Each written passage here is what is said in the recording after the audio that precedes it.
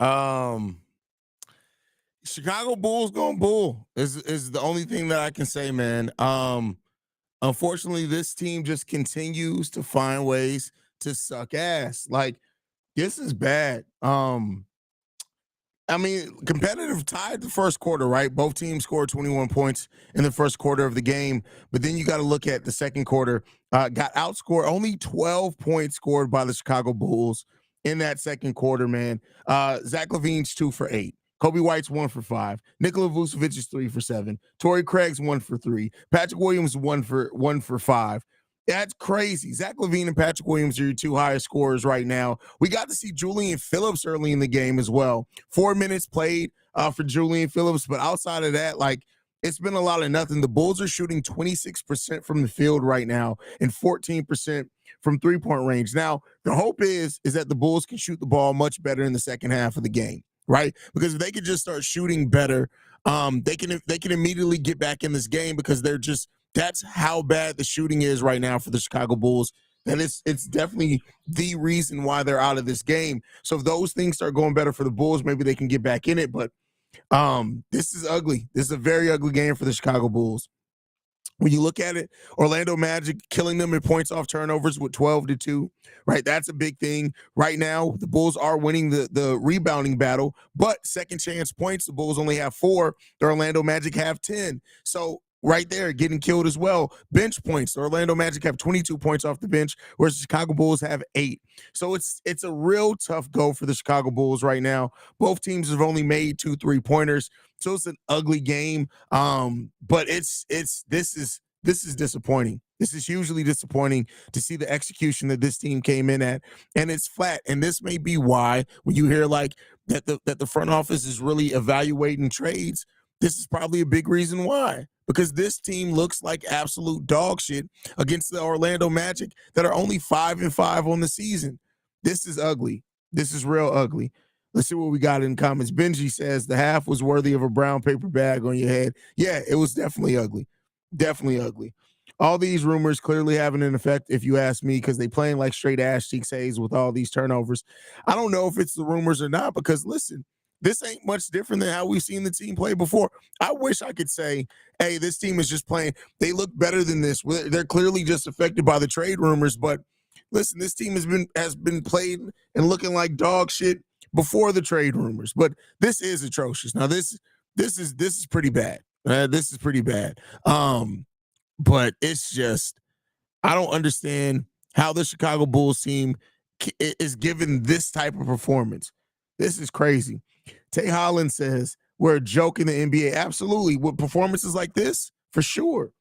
For someone who held a grudge and complained a year ago about being benched by Billy, I don't want to hear him benching this game if he's benched. Pathetic showing from Zach and Vooch. The team overall, it's not just Zach and Vooch, but you do look at them because they're the two you want to play better, right? But this is ball cheeks.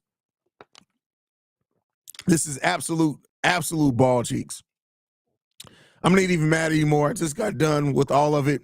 I'm just watching for what's next. Hey, I can't blame you on that one, bro. Jack Holland as well says ball cheeks, my guy. Straight up ball cheeks. Yeah, it's bad. It's bad. 27% from the field. Are you kidding? Embarrassing, brother. Embarrassing. Like that you can't even go kiss your mama on that one. Like that's crazy. That's crazy. Stadium is starting to boo. Hey, did you see that the Bulls attendance is down? Right? And this is why I said things like CF football candy, like, oh, when attendance goes down, they're going to clearly do something. Hey, attendance, Bulls fans generally don't give a shit, bro. And the ownership generally don't give a shit about attendance until it's sustained over years. Kenneth says, feels like a fire sale is coming soon. I don't think so. I really don't think it's going to go the way that some people are thinking with that. Shay says, I'm sorry, but Zach LaVine's doing way too much. Well, I mean, I'd much rather see Zach LaVine try to do too much in a game like this than just be passive about it. But it's shit. It's ball cheeks. That's what it is right now. Antoine says, I hate this team. Listen, Antoine, I'm not too far off from you, bro. This game is dog shit, man. And seeing the team perform in this manner is just like, why don't y'all care? Right? Why don't you care about your fan base? Why don't you care about having some home court pride? Why does that type of stuff not matter to this team? Like, we're the Chicago goddamn Bulls, fam. And this is what it's come to? That's crazy. That's crazy. Does the first half even qualify as basketball? Yeah, bad basketball. Terrible basketball is what it qualifies as. Get Zach off my team. He's sleepwalking through this game. Well, it seemed like he was trying to come out with some energy at first, and then it's just like I actually at first was like, hey, Zach may actually try to do something here, but no. How abysmal. 1 point literally from half the quarter. Disgusted. Man, 12 points in a quarter in the modern day NBA is crazy. That's crazy. We're talking about where we see regularly see teams put up 60, 65 points in a half. You're talking about you scored 12 points in a quarter? That's wild. That's crazy. Alex Larez follows it up. 12 points in the quarter is crazy. It's unfortunate. Like that's crazy. They bringing my mood down. Just no heart as a collective. This team, it doesn't have it. It does not have it, man. Nice in the building says, man, we doo-doo. I don't know, man. Doo-doo may have been able to play better defense because nobody wanted to touch it. Can't even say that with this team, bro. That's crazy. Worst offense in the NBA. Surprisingly, no, we're not the worst offense in the NBA. There's a lot worse offenses in it. Well, let me not say a lot. That's exaggeration. But there are teams with worse offense in the NBA than the Chicago Bulls this year. But I tell you what, the Bulls, that's why I say this, whatever happens with Zach or happens with DeMar, whatever trades happen, the Bulls have to get it right because we can't go through more of this. Like this is painstaking. Like this is bad. This is real bad to play this type of way. It just is bad. We got Dan in the building with the super chat. Says fire Billy. Listen, I think Billy needs to go take his ass on too.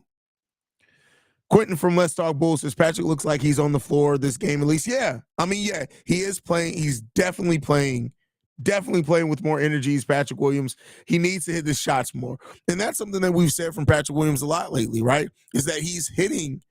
I mean, he's playing more aggressive, but aggression only gets you so far. You still need to be able to hit shots. Now, I will say this, 6 rebounds from Patrick Williams in a half. I don't know if we've ever seen that before. 6 rebounds, 2 assists, 1 block, 7 points. The stat line I'll take, but the 1 for 5 from field goal range, just imagine, had Patrick Williams made 2 more shots, we're talking about a 10-6 night or 11-6 night from Patrick Williams, right? So that's kind of something that you want to see him be able to get to. The fact that we haven't yet is a little bit concerning, but maybe he's going to be able to get to it. Maybe we'll be able to say that he'll come out in the second half and the team is shot bad overall. Maybe he can get some of that shit going because we need to hit some shots.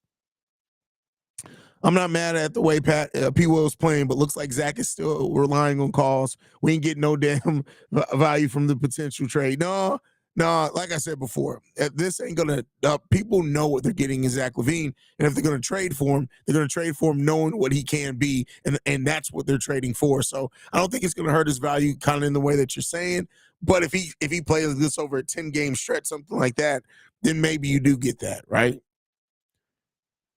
This is not a matter of bad basketball team. This is a matter of everything boiling over. Yes, they look bad at times, but nowhere near this bad. Something is definitely going to happen in the locker room. I wouldn't say that, man. I just think that usually for the time that we've seen the Chicago Bulls not be able to really score and their offense gets down, their defense has been able to keep the other opposing team's offense from really getting going too.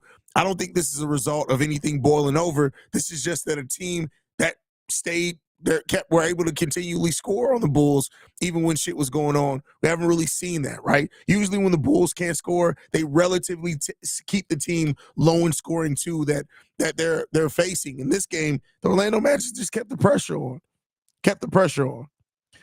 L in the build. I've been waiting to see L since the trade thing. Says morale is pretty much shot. Trades need to happen. Let us hope Acme get it right for the future of this team. Are there any great prospects in college overseas? Time to scout. Listen, they should have been scouting even before this, right? You want your team to be scouting and not wait to something like this. But like I said before, this is just dog shit. This is ball cheeks. We're living in the ball cheeks area, y'all. Like that's this next segment of the Chicago Bulls franchise. Ball cheeks.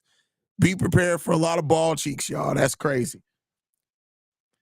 Dan with another super chat. Thank you for supporting the channel. My brother says, hypothetically, if the Los Angeles Clippers go on a double-digit losing streak, should the Bulls try retooling by acquiring Russell, Vica, Mason? No. Come on now. No. You want to try to retool from pieces from a team that could go on a double-digit losing streak? What does that do? No, I'm good on playing the odds on that one, brother. Good on that one. Winnie City Lifestyle Business says, I almost got into a fight by the bathroom and Magic fan telling me to flush my jersey because we shits. Bulls fans are literally leaving the game. I'm about to go for real, for I punch someone down, man. Listen, like we said, tell Jamal to stop going. Just tell him to stop. Stop. Jamal has to stop going to Bulls games. He has to stop. You and Pat about to put on a generational stream. Oh my God. Yes, the stream is going to be wild. Wild right now. That's what it's going to be. We need Mark Jackson for it. No, listen. No, Mark Jackson is no different than Billy Donovan. I'm sorry. It's no different than Billy Donovan. And the Bulls won't hire. There's no way that AK hires a coach with any type of character concerns. He doesn't even bring in players with character concerns. Mark Jackson ain't, hell, he can't even get into the Madison Square Garden. Nah, he ain't going to be the coach of the team. It's not going to happen.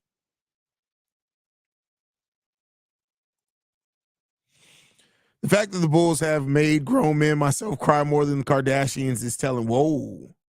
Why are you crying over the Bulls, bro? Like, that's crazy. That's wild. BKR Sports says, I'm in pain. Listen, it's about to be a long season, my friend. Long season. Jamal must be going through it at the game. I don't know if I could endure that poverty in person like that. Listen, I've been lucky that when I've gone to Bulls games, they've won. I've just been lucky and blessed in that sense.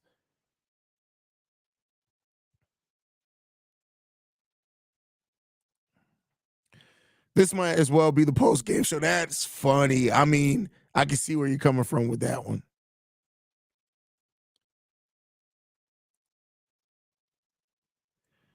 My whole channel is about to be rant videos. Hey, listen, do what you got to do, bro. If Zach and DeMar end up moving to other teams, how do you feel about the Bulls would do with Vooch becoming the primary scorer? I mean, I don't know if he'll become the primary scorer. I think that at that point, you may see Kobe White get a lot of shots. You may even see Patrick Williams get a lot of shots, kind of force that development to see what they have in them. But I mean, listen, at the end of the day, at that point, if that's what happens, if Zach and DeMar go, you got to also look at they're probably going to be bringing in some pieces that also would go high on that scoring list. But I don't know if winning's the optimal, the focus at that point. So I think the whole direction of the team changes.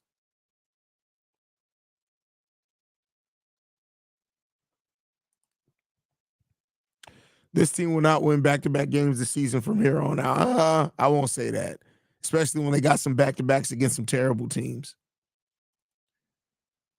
Jay Stymie says, just caught the stream because I had to shut off the game after the first quarter. This is a joke. All I can say is power to you, Haize. I know you're loyal as they come, but going to be a long season. I mean, listen, I'm not even necessarily worried about how long this season's going to be because it's definitely going to be long. But if this team goes rebuild like some Bulls fans are hoping, man, it's going to be a long few years. I don't know what I'm going to do for post-game shows for a team that may win 17 to 20 games.